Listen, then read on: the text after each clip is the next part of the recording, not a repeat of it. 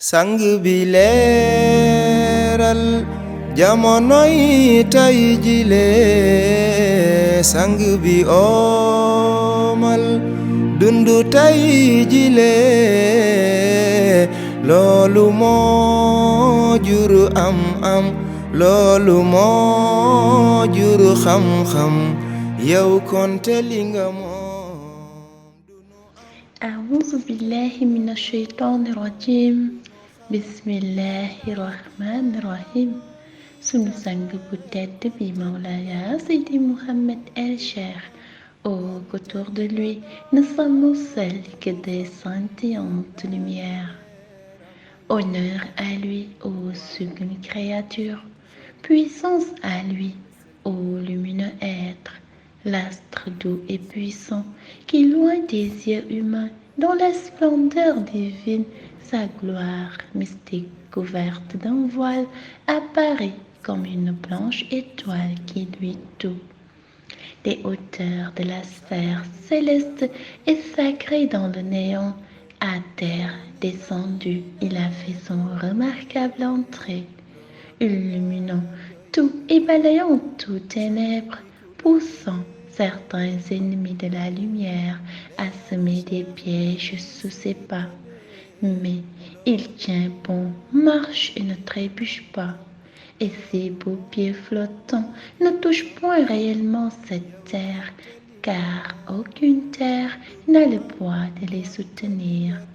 Ô l'homme au triomphe, immense et universel, qui respire l'air de la bonne guidance, rejetant le voile de l'injustice et poursuivant avec dignité et sans jamais se décourager ses idées, ses principes, sa noble mission, sans la moindre trêve,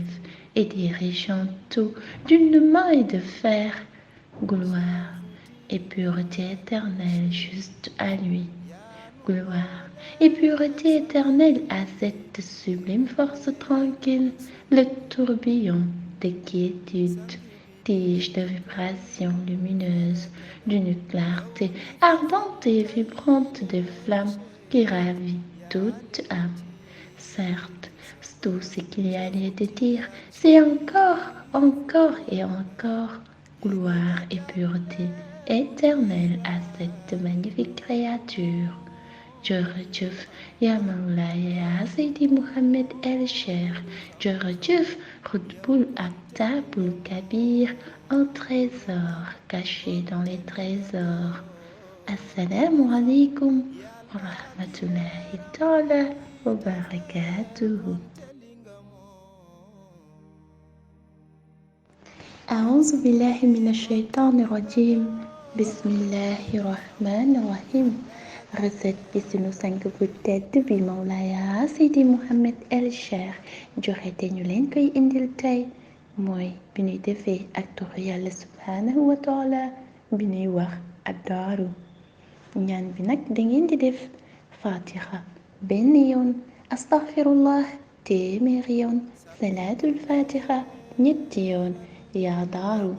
téeméeri yoon soo leen paree nag ngeen daldi def seen ñaan tëjee ko ak fukk ak benn peru salaatul fatiha ñaan bi guddi aljuma bu nekk ngeen koy def loolu dina leen dimbali ngeen nekk ku dëggu